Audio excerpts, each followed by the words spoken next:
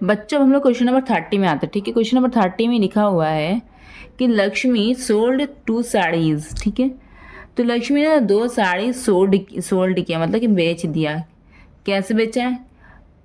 एक साड़ी, 2 साड़ी उसके पास थी, तो दोनों साड़ी को 2185 रुपीज़ में बेच दिया। मतलब एक साड़ी को 2185 रुपीज़ में बेचा, दूसरी साड़ी को भी 2185 रुपीज़ में बेच दिया। ठीक है, 2 साड़ी को बेच दी दोनों को। फिर कह रहे कि एक साड़ी पर सिर्फ 5% लॉस हो गया। जो एक साड़ी जो उसने बेचा उस पर 5% लॉस हो गया, और दूसरी साड़ी जब उसने बेचा तो उस पर 15% उससे गेन हो गया। तो बोला कि बताओ उसको ओवरऑल टोटल गेन और लॉस परसेंट कितना है। तो बच्चों यहाँ पे ये देखो, यहाँ पर कॉस्ट प्राइस साड़ी का नहीं दिया हुआ है, यहाँ पर कॉस्ट प्राइस साड़ी का नहीं दिया हुआ है। तो जो 2 साड़ी उसने बेचा बराबर बराबर प्राइस पर, तो वो 2 साड़ी उसका जो कॉस्ट प्राइस होगा उसका अलग होगा। ठीक है, दोनों, जैसे कि मैंने एक साड़ी को मैंने अगर 500 रुपीज़ में ख़रीदा, एक साड़ी को मैंने 200 रुपीज़ में ख़रीदा, दोनों को फिर मैंने कोई एक दाम फिक्स कर लिया 300 रुपीज़, उस पर बेच दिया।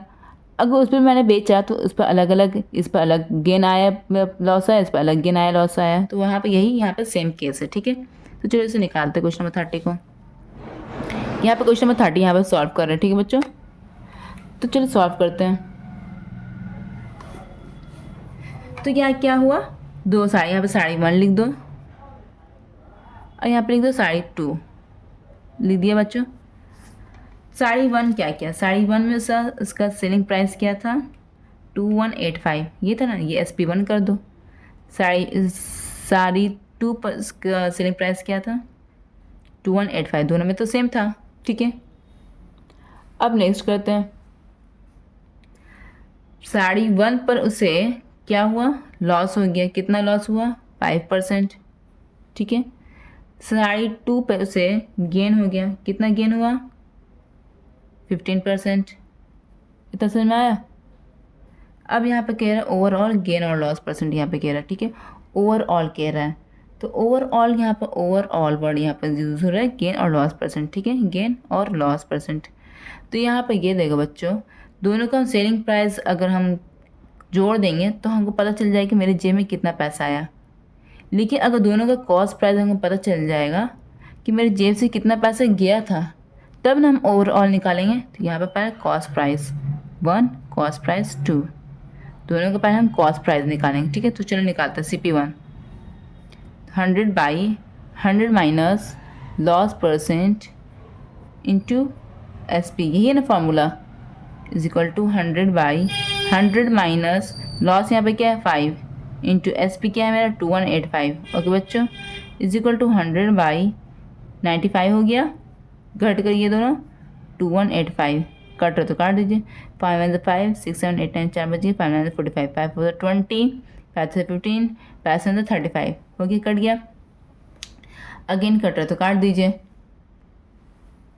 इस नंबर को 19 से डिवाइड करके देखते हैं। यहाँ पर 437 को 19 से डिवाइड करके देखिए, 19 2 38, 19 11 12 13 57 बच रहा है।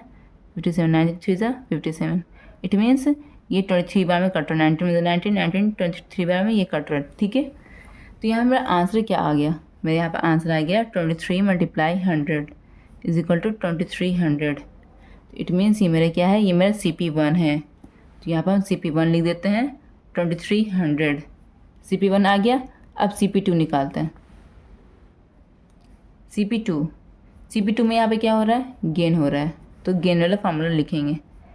CP पर 100/100 plus gain percent into SP, यही था ना फार्मूला, 100/100 प्लस गेन क्या मेरा आया था 15 है ना, 15 इंटू SP मेरा क्या है 2185। ओके बच्चों, अब नेक्स्ट 100/115 इंटू 2185, कटो तो काट दीजिए। 5 to the 10, 5 to the 15 cut गया। 5 4 20, 5 to the 15, 6 to 17, 5 to 35 cut गया। अब इसे देखिए 437 23 से कटता है कि नहीं कटता है। 437 को यहाँ पर 23 से, ये रफ है बच्चों ब्लू पेन से, 23 में 23, 0 4 में से 2 गया 2 7। ठीक है, अब इसे देखते हैं और कट रहे कि नहीं कट रहे। 9 बार में कट रहा है। 23 9 से कितना होता है, 9 3 27, बाकी बचे 2 9 2 18 19 20, तो इट मीन्स ये 19 बार में कट रहा है, ये 23 19 बार में ये कट रहा है, कर दिया। इज इक्वल टू क्या हो गया 19 इंटू 100 कितना हो गया 1900। यही मेरा CP2 निकल गया। ठीक है, ये क्या मेरा ये मेरा CP2 है, तो यहाँ पे लिख दो CP2 1900। ठीक है, तो अब यहाँ पे CP1 CP2 दोनों को टोटल CP अब निकालते हैं। टोटल CP मेरा कितना हो गया, टोटल पैसा मेरा कितना खर्चा हुआ अब जेब से, टोटल CP। ठीक है, CP1 प्लस CP2। CP1 क्या है मेरा, CP1 मेरा है 2300, CP2 है मेरा 1900। लिख दो अकॉर्डिंगली 2300 प्लस 1900 इजिकल टू कितना हो गया बच्चों 4200। यही हो गया ना, सॉरी ये आंसर नहीं है, ये रुपीज़। ठीक है, अब यहाँ पर SP1 में मेरा क्या है 2185 दोनों टोटल SP निकालते हैं। तो टोटल SP मेरा क्या हो गया, total SP is equal to SP1 plus SP2 is equal to 2185 plus 2185 is equal to कितना हो गया 4370। यही हो गया ना। तो अब बच्चों यहाँ पे क्या करते हैं, तो यहाँ बताओ ये CP है मेरा और ये मेरा SP, ये मेरा SP है और ये मेरा CP है। SP बड़ा है या CP बड़ा है, SP बड़ा है CP से, है ना। तो यहाँ पे गेन हो या लॉस होगा, यहाँ पे गेन होगा। गेन कितना होगा SP minus CP is equal to gain. SP मेरा क्या निकला, टोटल SP 4370, टोटल CP मेरा क्या निकला 4200 इज इक्वल टू कितना मेरा आंसर आ गया, 0 में से 0 गया 0, 7 में 0 गया 7, 3 में से 2 गया 1, 170 रुपीज़ ये मेरा गेन आ गया। अब हमको यहाँ पे गेन परसेंट निकालना है। तो गेन परसेंट का फॉर्मूला क्या होता है बच्चों, गेन बाई CP इंटू 100, यही होता है ना। तो गेन क्या है मेरा 170, तो 170 बाई CP मेरा क्या निकला था यहाँ पर 4200, ये है ना CP 4200 इंटू 100। ओके, कटा तो काट दीजिए, 1 0 से 1 0 कटा, 1 0 से 1 0 कट गया। ठीक है बच्चों,